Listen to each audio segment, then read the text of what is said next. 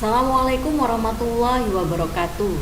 Selamat datang di kelas Ekonomi SMA Telsua Surabaya. Ekonomi mudah dan berdaya guna. Pada video kali ini kita akan melanjutkan pembahasan yaitu tentang materi manajemen. Ilmu manajemen tidak dapat dipisahkan tentunya dari pengelolaan suatu perusahaan atau organisasi.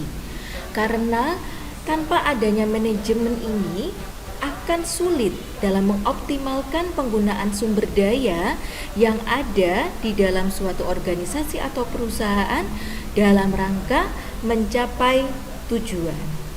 Nah, otomatis penerapan manajemen ini menjadi sangat penting bagi perusahaan dalam upaya mencapai tujuan dan sasaran yang telah ditetapkan. Agar penerapan manajemen ini dapat efisien dan efektif dalam meningkatkan kinerja perusahaan atau menciptakan lingkungan kerja yang kondusif bagi perusahaan dan organisasi tersebut, maka tentunya kita harus memahami terlebih dahulu bagaimana konsep dan juga apa saja yang dapat kita pelajari di dalam ilmu manajemen. Manajemen dapat kita definisikan dari uraian berikut ini. Nah, yang pertama, apabila ditinjau dari segi seni, manajemen adalah seni dalam menyelesaikan pekerjaan melalui orang lain. Menurut segi ilmu pengetahuan, manajemen adalah bidang pengetahuan yang berusaha secara sistematis dalam memahami kenapa dan bagaimana manusia dapat bekerja sama antara satu dengan yang lainnya untuk menghasilkan sesuatu yang bermanfaat bagi kemanusiaan. Dan dari segi proses, manajemen merupakan proses perencanaan, pengorganisasian, kepemimpinan, dan pengawasan serta kegiatan anggota serta tujuan penggunaan organisasi yang tentunya sudah ditentukan. Nah, selanjutnya setelah kalian memahami tentang definisi manajemen, kita akan belajar tentang 6 unsur dari manajemen.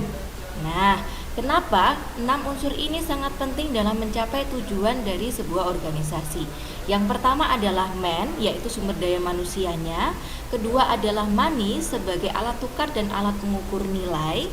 Kemudian yang ketiga adalah metode, di mana ini merupakan tata cara kerja yang teratur dan struktur dengan mempertimbangkan aspek sasaran. Kemudian ada materials yang merupakan bahan-bahan yang digunakan untuk mendapatkan hasil yang terbaik. Selanjutnya adalah mesin atau machine di mana mesin ini dapat mempermudah proses produksi. Dan yang terakhir adalah pasar sebagai tempat menyalurkan hasil dari produksi tersebut.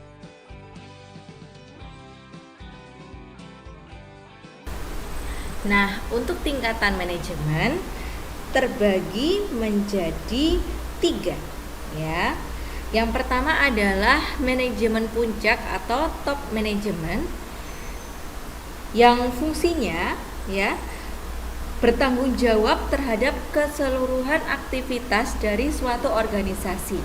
Jadi, tugas manajemen puncak ini biasanya merencanakan kegiatan dan strategi serta mengarahkan jalannya perusahaan. Jadi kalau ibarat sebuah tubuh manajemen puncaknya ini adalah otaknya. Nah, itu Maka dari itu pihak-pihak yang menduduki top manajemen ini contohnya adalah ada dewan direksi di mana di dalam dewan direksi itu ada direktur keuangan, direktur sumber daya, direktur operasional dan jenis direktur-direktur yang lainnya Kemudian ada Chief Executive Officer atau biasa disingkat CEO. Nah, itu biasanya kita dengar di lingkungan kita berarti itu orang CEO direktur mana berarti dia top manajemen Kemudian ada Chief Financial Officer atau CFO. Nah, ini Kemudian yang kedua adalah manajemen menengah atau middle management. Middle management ya atau manajemen menengah ini biasanya memimpin suatu divisi atau departemen, di mana tugas manajemen menengah ini ya menggerakkan, memahami dan memotivasi orang lain baik secara individu maupun kelompok. Jadi manajemen menengah ini sebenarnya ya ini penghubung antara manajemen puncak dan manajemen pelaksana. Nah, ini ya. Sehingga contoh ya, pihak-pihak yang biasanya menempati manajemen menengah ini adalah kepala divisi atau kepala departemen, kepala bagian, pemimpin proyek, manajer ya, manajer keuangan, manajer divisi dan manajer-manajer lainnya gitu ya. Makanya biasanya manajemen menengah ini dia kualifikasinya adalah pihak-pihak yang punya kemampuan memimpin maupun punya kemampuan secara teknikal ya. Nah, yang ketiga adalah manajemen pelaksana, yang paling bawah ini ya, supervisory management. Nah, ini ya atau biasa disebut juga manajemen lini pertama ya. Nah, manajemen pelaksana ini tugasnya adalah menjalankan rencana yang sudah dibuat oleh manajemen menengah gitu ya. Di mana karyawan yang berada dalam manajemen lini pertama ini harus punya keterampilan secara teknis. Karena manajemen lini pertama ini bertanggung jawab memimpin dan mengawasi tenaga operasional. Ini ya. Kemudian manajemen lini pertama ini juga melaksanakan keputusan dan rencana yang ditetapkan manajemen tingkat menengah, mencakup prosedur, teknik, pengetahuan dan keahlian di bidang khusus. Jadi secara teknikal manajemen pelaksana ini harus lebih ahli ya. Contoh manajemen lini pertama ya atau supervisory management adalah penyelia, manajer shift, manajer area, manajer kantor, manajer departemen dan mandor atau foreman ya. Jadi untuk secara teknikal ya, kalau misalnya bisa dibilang antara manajemen menengah sama manajemen pelaksana mana yang paling besar? Jelas manajemen pelaksana gitu ya. Yaitu apa saja prinsip-prinsip dan unsur manajemen ya. Jadi prinsip manajemen ini punya peran ya sebagai pedoman kerja yang praktiknya ya akan diterapkan secara fleksibel sesuai dengan kondisi organisasi yang bersangkutan. Sehingga prinsip manajemen ini dapat diubah sesuai dengan kebutuhan suatu organisasi. Nah, apa saja prinsip manajemen itu? Yang pertama adalah pembagian kerja atau division of work. Nah, ini ya. Setiap kegiatan organisasi ini harus ada pembagian kerja, kan tidak mungkin ya semua kegiatan yang ada di organisasi ini dilakukan oleh satu orang. Nah, makanya kenapa di dalam sebuah organisasi ini penting sekali adanya teamwork. Nah, di dalam teamwork ini tentunya harus ada pembagian kerja, di mana pembagian kerja ini perlu disesuaikan dengan kemampuan dan keahlian agar proses kerjanya dapat berlangsung efektif. Dan prinsipnya yang harus diutamakan adalah the right man in the right place. Nah, ini ya, atau artinya penempatan tenaga kerja dalam sebuah perusahaan atau organisasi ini harus objektif berdasarkan kemampuan dan prestasinya. Kemudian yang kedua yaitu mengutamakan kepentingan bersama ya. Nah, ini ya. Jadi tidak boleh ya di dalam sebuah organisasi itu ada salah satu orang yang mendominasi. Nah, ini bisa berbahaya ya.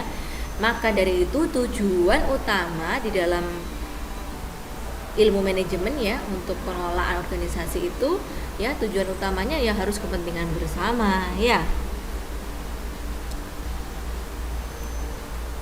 Jadi prinsip kebersamaan ini ya atau prinsip solidaritas ini ya ini diperlukan untuk menimbulkan semangat persatuan dan hubungan kerjasama yang baik dengan rasa setia kawan antar karyawan. Nah, ini ya. Kemudian yang ketiga adalah disiplin. Nah, ini ya, ini juga penting sekali ya.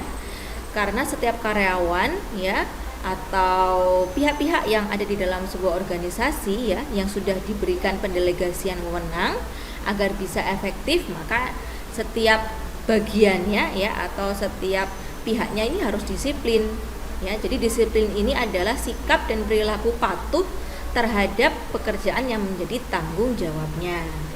Jadi walaupun itu atasan atau bawahan, nah ini harus melaksanakan pekerjaan sesuai dengan rencana, peraturan, dan sasaran yang tentunya sudah ditetapkan dan juga sesuai dengan keputusan bersama. Jadi tidak boleh egois ya, dan harus dilaksanakan dengan patuh. Oke. Kemudian selanjutnya ada otoritas atau wewenang ya. Ini authority and responsibility. Apa itu? Jadi setiap jabatan ini mempunyai wewenang, kekuasaan, dan tanggung jawab masing-masing secara seimbang, di mana setiap kekuasaan dan wewenang ini ada hak untuk mengambil keputusan. Jadi ada tempatnya sendiri-sendiri ya. Tanggung jawab adalah tugas dan fungsi yang harus dilakukan seorang pejabat agar dapat melaksanakan wewenang yang diberikan. Wewenang dan tanggung jawab harus berimbang, dan biasanya ini memang akan dipertanggungjawabkan ya, setiap wewenang yang diberikan. Kemudian yang kelima adalah kesatuan arah ya, atau unity of direction ya. Jadi setiap anggota ini harus diberi pengarahan agar dapat menjalankan tugasnya dengan baik sehingga tujuannya dapat tercapai. Jadi pengarahan itu ya sebuah kegiatan di mana ini mengintegrasikan usaha anggota satu kelompok sehingga tugas yang dibebankan dapat diselesaikan. Nah, partisipasi karyawan, komunikasi, dan kepemimpinan yang baik ini menjadi dasar-dasar dari pengarahan tersebut. Selanjutnya yang keenam adalah kesatuan perintah atau unity of command ya, yaitu tujuan prinsip ini ya agar karyawan tidak mengalami kebingungan atas perintah atasan. Jadi biasanya memang ada lini ya, ada garis komando ya atau garis koordinasi, di mana nantinya garis komando atau garis koordinasi ini juga berperan ya agar seseorang dapat memahami di mana wewenangnya, di mana dia harus melapor, di mana dia harus bertanggung jawab ya, agar tidak melewati batasan-batasan ya. Dan juga bisa mengurangi kebingungan gitu ya. Nah, perintah yang diberikan ini dapat berupa lisan seperti memo ya, atau barangkali ada surat perintah gitu ya, atau bisa melalui lisan gitu ya. Jadi lisan ataupun tulisan ya. Kemudian yang ketujuh di sini ada pemberian upah ya atau penggajian, remuneration of personnel ya. Personil ini, maka gaji atau upah ini tentunya menjadi imbal jasa ya atau kompensasi atas keterlibatan faktor produksi tenaga kerja dalam proses produksi. Nah, di mana ini sangat penting sekali ya. Karena prinsip penggajian ini harus dipikirkan dengan matang ya. Jadi kalau ini dilaksanakan dengan baik ya, karyawan juga dapat tenang ya, kemudian merasa dihargai, kemudian gaji yang diberikan juga layak sesuai dengan tanggung jawab dan juga wewenangnya ya, kemudian juga objektif ya sesuai dengan usaha dan juga kedisiplinan dari karyawan tersebut. Nah, ini ya. Jadi ada prinsip yang perlu ditekankan di sini yaitu more pay for more prestige ya. Jadi gaji yang lebih untuk prestasi yang lebih. Nah, biasanya ini terkait dengan tunjangan kinerja ya yang diterapkan di dalam sebuah perusahaan atau sebuah organisasi. Nah, ini ya, prinsip upah sama untuk prestasi yang sama dapat diterapkan dalam prinsip penggajian. Oke, selanjutnya yang kedelapan adalah pemusatan ya. Pemusatan di sini adalah pemusatan wewenang ya atau centralization ya. Di mana pemusatan wewenang ini tujuannya untuk menghindari kesimpang siuran wewenang dan tanggung jawab. Nah, ini ya. Biasanya memang untuk sentralisasi ini diterapkan dalam organisasi yang skalanya kecil atau jumlah SDM-nya tidak banyak, gitu ya. Kalau biasanya organisasinya ini jumlahnya banyak ya SDM-nya bahkan sampai ratusan atau ribuan, maka akan agak sulit ya untuk melakukan sentralisasi ini. Maka biasanya yang digunakan adalah desentralisasi, di mana merujuk pada pembagian wewenang kepada beberapa manajer dalam bidang-bidang pekerjaan. Jadi kalau ada perusahaan jumlah karyawannya cuma 2, cuma 3, nah ini biasanya akan langsung dipimpin oleh pemilik ya, pemilik perusahaan atau direktur atau manajernya langsung. Nah, ini yang dinamakan sentralisasi. Kemudian yang kesembilan adalah adanya jenjang jabatan ya. Di mana jenjang jabatan ini ya, jenjang jabatan ini dapat digunakan ya, dapat digunakan untuk memotivasi ya karyawan untuk bisa naik gitu ya. Naik ini adalah naik jenjang gitu ya. Jadi ada penghargaan misalnya bagi orang yang berprestasi, nanti bisa dari karyawan menjadi manajer. Nah, gitu ya. Kemudian yang ke-10 ada tata tertib atau order. Nah, ini ya. Di mana order ini tentunya berkaitan dengan aturan yang harus dipatuhi ya dalam lingkungan kerja. Nah, ini ya. Dengan adanya aturan ini harapannya lingkungan kerja dapat menjadi nyaman dan juga tenang ya. Dan akhirnya dapat terwujud disiplin yang tinggi. Karena ketertiban ini tentunya sangat penting ya untuk menciptakan suasana kerja yang nyaman dan juga objektif, tidak subjektif. Gitu ya. Kemudian di sini adanya kesamaan ya. Kesamaan dalam arti kata di sini bisa diartikan keadilan ya, equity ya. Jadi ini sangat penting ya, keadilan ini ya, khususnya harus diterapkan bagi para pemimpin perusahaan atau organisasi, di mana prinsip kesamaan atau keadilan ini mendorong timbulnya loyalitas para karyawan terhadap pekerjaan. Ini ya.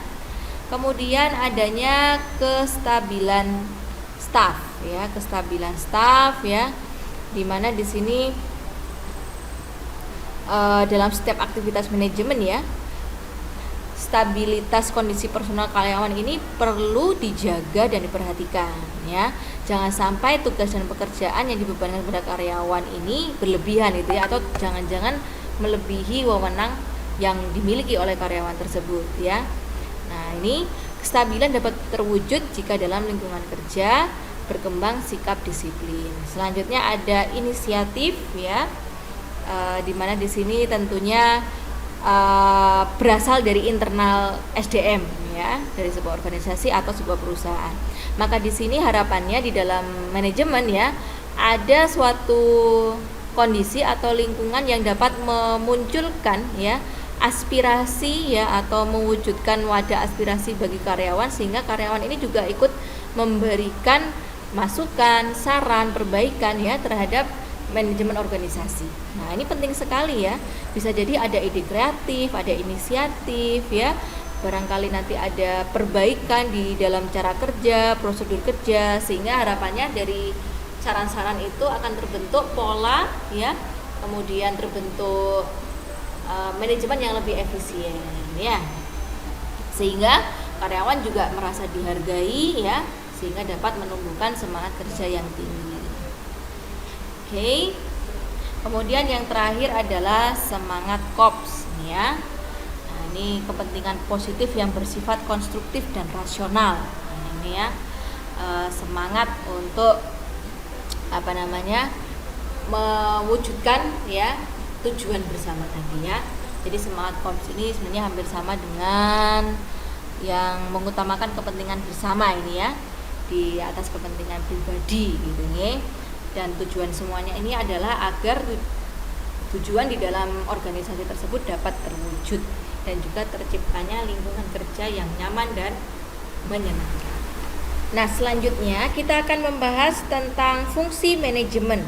Masih menurut Henry Fayol ya, yang merupakan pakar manajemen dari Prancis, di mana Henry Fayol ini mengemukakan ya, fungsi manajemen ini menyangkut 5 hal. Apa saja itu? Yaitu perencanaan, pengorganisasian, pengarahan, pengordinasian, dan pengendalian. Nah, di mana manfaat penerapan fungsi manajemen ini ada banyak ya, seperti ya, antara manajer dan bawahannya dapat merancang strategi melalui pendekatan yang lebih sistematis, rasional, dan efektif, memudahkan dalam menyajikan kerangka kerja, membantu proses alokasi sumber daya, dan mendorong tumbuhnya sikap profesional. Oke ya, kita bahas satu persatu. Yang pertama yaitu perencanaan atau planning. Nah, ini ya, di mana perencanaan ini adalah langkah awal dalam menentukan tujuan dari sebuah organisasi atau perusahaan. Nah, ini ya, sehingga memang perencanaan ini menjadi proses dasar manajemen. Nah, biasanya memang yang dilakukan adalah menyusun 5W1H ini ya. What, why, where, when, who, dan how.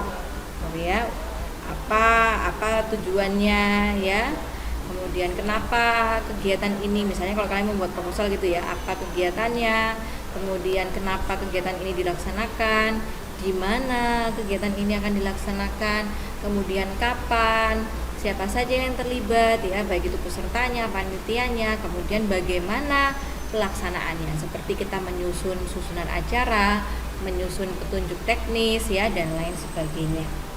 Sehingga memang perencanaan ini sangat penting sekali ya, karena kalau perencanaannya tidak baik ya, maka bisa jadi akan menyulitkan di dalam pelaksanaannya.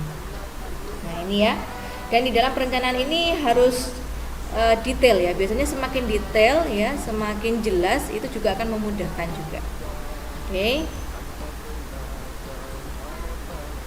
Kemudian yang kedua adalah pengorganisasian. Nah, ini ya.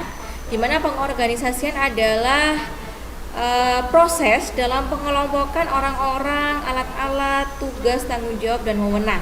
Jadi dari orang yang banyak tadi ya, karena kan tidak hanya satu yang terlibat ya, tapi bisa jadi ada lebih dari satu, bahkan bisa ribuan atau ratusan. Nah, ini ya, maka dengan begitu pengorganisasian ini sangat penting agar tercipta sebuah kesatuan yang dapat digerakkan, tentunya untuk mencapai tujuan yang sudah ditetapkan, gitu ya.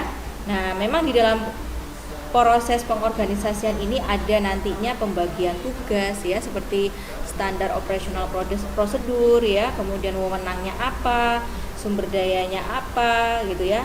Ada perancangan dan pengembangan organisasi juga ya. Bisa jadi nantinya di dalam organisasi ini akan terbentuk struktur formal yang menunjukkan pekerjaan yang telah ditetapkan, seperti yang tadi seperti ini ya. Biasanya itu ada namanya SOP tadi yang sudah dijelaskan di awal ya, standar operational procedure. Sehingga manajer nanti akan mudah ya dalam mengawasi dan menentukan siapa saja yang dibutuhkan dalam melakukan tugas yang telah ditetapkan, ya. Nah, langkah-langkah atau tahapan dalam pengorganisasian adalah yang pertama, menentukan dan meneliti kegiatan dalam suatu organisasi. 2. Mendelegasikan tugas kepada setiap kelompok sesuai dengan keahliannya. Dan yang ketiga, membentuk struktur organisasi untuk mempermudah komunikasi. Kemudian yang ketiga adalah actuating ya, atau leading ya, pelaksanaan atau pengarahan.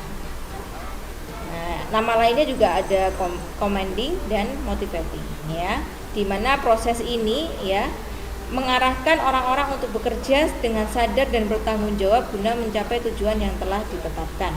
Sehingga biasanya pemimpin, manajer ini ya wajib melakukan komunikasi, kemudian memberikan motivasi dan menerapkan disiplin kepada bawahannya. Nah, berhasil atau tidak tujuannya ini juga penting ya di dalam actuating ini ya. Karena efektivitas kepemimpinan ini juga, atau efektivitas dari pengarahan ini juga dapat berpengaruh besar ya terhadap output nantinya ini ya, karena memang di dalam actuating ini menggerakkan orang-orang agar bekerja sesuai dengan tujuannya. Nah, tentunya harus memperhatikan ada kebutuhan fisiologis, keamanan ya, keselamatan, kebutuhan sosial, dan lain sebagainya. Kemudian yang keempat adalah pengordinasian atau coordinating, nah, di mana mengikat keseluruhan dari fungsi manajemen ya melalui fungsi dasar perencanaan, pengorganisasian, pengarahan, dan pengendalian. Di mana kita dapat melihat apakah pengordinasian ini berhasil atau tidak. Nah, di sini ada indikatornya. Yang pertama, pembagian kerjanya terlihat jelas ya, mana yang bagian A, B, C itu sudah terlihat ya, tidak campur baur atau tidak membuat karyawan atau anggota organisasi itu bingung gitu ya. Kemudian B, terjalin kerjasama yang sehat antar personel baik formal maupun informal. C, ada fasilitas kerja yang disediakan ya, yang tersedia. Kemudian komunikasi juga tercipta dengan baik antara seluruh pihak, baik itu pimpinan maupun bawahan. Kemudian yang terakhir, memulai tahapan dengan benar dan kualitas kerja dapat dipertahankan sebagai proses yang berkelanjutan. Nah, yang terakhir adalah pengawasan. Nah, apa saja tindakan pengawasan itu? Ya. Jadi pengawasan, pengendalian ya atau controlling ini ya tujuannya adalah untuk menilai, mengawasi dan mengendalikan aktivitas yang mengarah pada pencapaian tujuan yang telah ditetapkan. Di mana di dalam pengendalian ini juga ada tujuannya mencegah atau memperbaiki kesalahan, penyimpangan, penyelewengan atau kegiatan lain yang tidak sesuai rencana. Gitu ya, sehingga pengendalian ini juga menjadi penting ya untuk melihat efektivitas dalam pencapaian tujuan ya, efektivitas dalam seperti actuatingnya gimana, pengordinasiannya bagaimana, apa sudah bagus atau belum gitu ya. Pengendalian dapat berupa pengendalian positif dan pengendalian negatif. Nah, ini ya. Untuk yang positif berarti mengetahui efisiensi dan efektivitas. Kalau untuk yang negatif menjamin bahwa kegiatan yang tidak diinginkan dapat dihindari dalam proses manajemen. Nah, ini ya. Jadi memang di dalam kegiatan ini ya, kegiatan pengawasan ini ya, biasanya juga ada tindakan korektif untuk memperbaiki prestasi kerja yang tidak sesuai dengan tolak ukur. Nah, selain Henry Fayol juga ada fungsi manajemen menurut George R. Terry. Nah, ini ya, kalau menurut George ini ada 4 ya. Planning, organizing, actuating sama control. Sebenarnya hampir sama ya dengan Henry Fayol. Ya.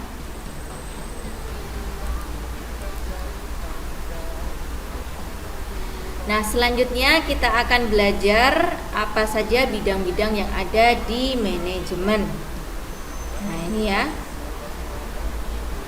Ada 5 ya, yaitu manajemen produksi, manajemen personalia, manajemen administrasi, manajemen keuangan ya. Dan juga ada manajemen pemasaran. Nah, kita bahas yang pertama dulu yuk.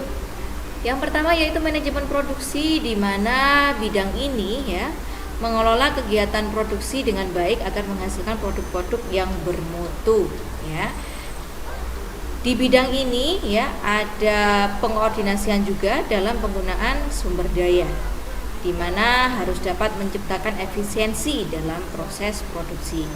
Maka dari itu biasanya di dalam bidang ini ya ada perancangan sistem produksi ya, di mana di dalamnya harus ada rancangannya, volumenya berapa, prosesnya bagaimana, lokasinya di mana dan lain sebagainya.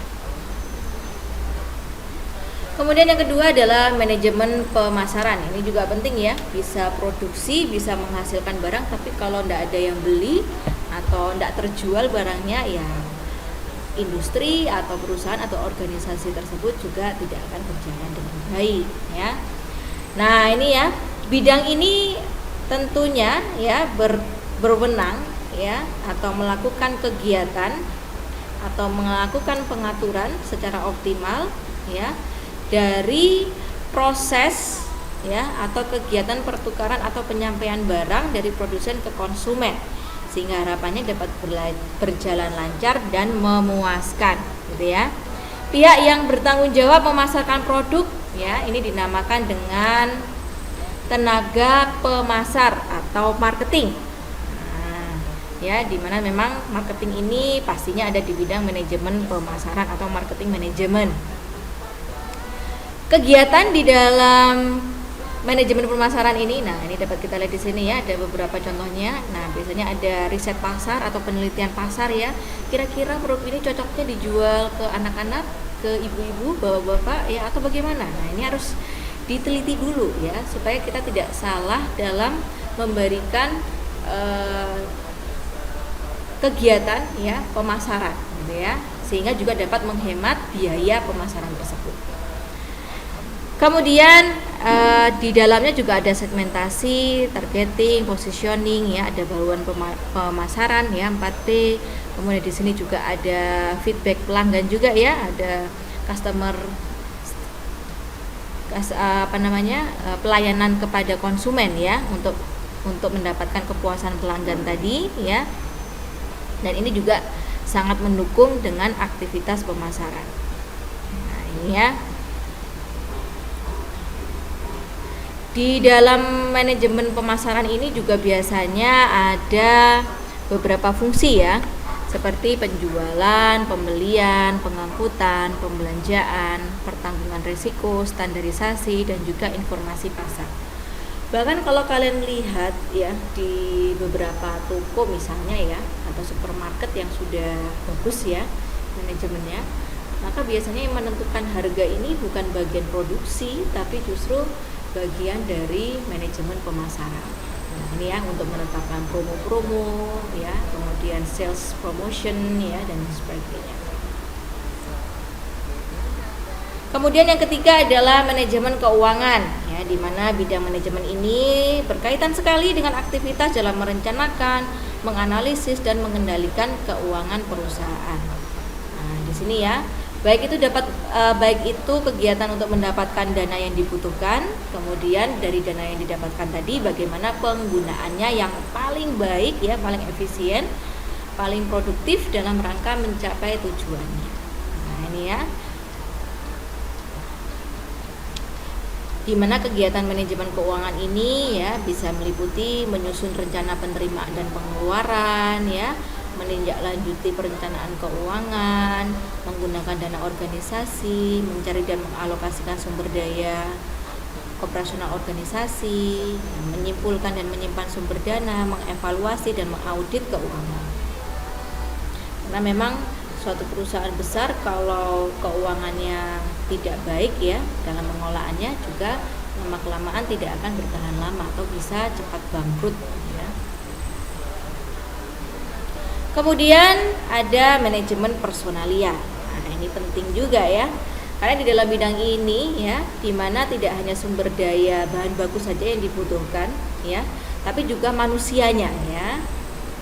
Nah, di sini ya, bidang manajemen personalia ini biasanya juga disebut dengan manajemen sumber daya manusia yang berkaitan dengan perencanaan, perorganisasian, penggerakan, dan pengawasan dalam hal pengadaan, pengembangan ya, pemberian kompensasi, pengintegrasian, serta pemeliharaan SDM.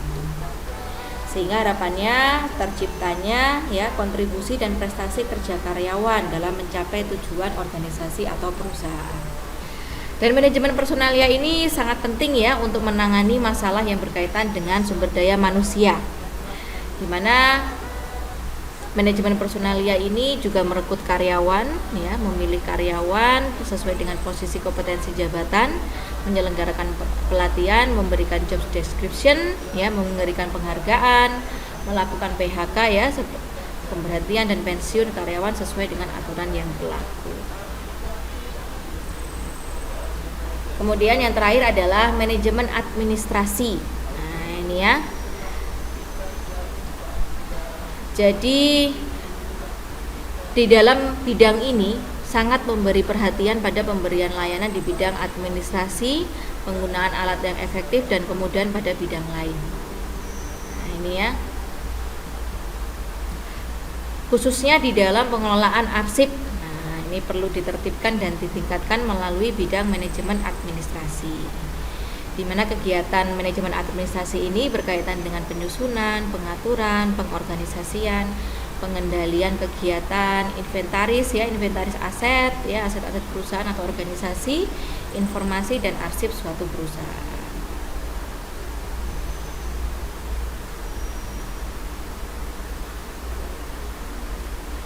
Nah, selanjutnya, ini kita sudah belajar tentang fungsi-fungsi manajemen ya, tentang bidang-bidang manajemen ya, kemudian bagaimana prinsip-prinsipnya juga. Nah, coba kita dari ilmu yang sudah kalian pelajari tadi ya, pembahasan yang kita lakukan tadi, coba kita terapkan yuk di dalam kegiatan sekolah. Nah, di sekolah kita ini kan ada organisasi siswa yang bernama OSIS. Di dalam OSIS juga ada banyak organisasi siswa yang lain ya. Di sekolah kita ada Ambalan, ada SKI, ada apa lagi? Ada MPS ya. Kemudian dan lain sebagainya. Nah, ini ya. Maka sebenarnya ilmu manajemen ini sangat bisa sekali untuk diterapkan. Nah, ini ya, dalam hal perencanaan ya, membuat proposal. Kalian biasanya pasti membuat proposal kan sebelum memulai sebuah program ya, program OSIS. Kemudian bagaimana mengorganisasikan, kemudian bagaimana melaksanakannya, dan kemudian melakukan pengawasan. Nah, ini ya. Nah, selanjutnya, untuk menciptakan pendidikan yang berkualitas, maka ilmu manajemen ini juga dapat diterapkan di dalam manajemen sekolah. Nah, ini ya, apa saja itu? Di sini ada 7 manajemen yang dapat dilakukan di dalam sekolah. Yang pertama adalah manajemen kurikulum dan program pengajaran, ya, ini ya. Kemudian yang kedua adalah manajemen tenaga kependidikan, ya, di mana kepala sekolah memberikan tugas dan pola distribusi kerja kepada guru. Kemudian 3, manajemen kesiswaan, ya, untuk memberikan pelayanan terbaik, mempertimbangkan kompetensi siswa, ya. Kemudian yang keempat, manajemen keuangan dan pembiayaan yang terkait dengan anggaran atau keuangan sekolah. Kelima adalah manajemen sarana prasarana pendidikan. Keenam adalah manajemen hubungan sekolah dengan masyarakat. Nah, ini ya, sehingga dapat membangun kepercayaan publik terhadap sekolah. Dan yang terakhir adalah manajemen layanan khusus, seperti contohnya adalah bimbingan dan penyuluhan karir gitu ya, dalam rangka mengembangkan potensi diri siswa. Demikian pembahasan tentang manajemen kali ini. Semoga dapat dipahami. Terima kasih atas perhatiannya. Kurang lebihnya mohon maaf. Wassalamualaikum warahmatullahi wabarakatuh.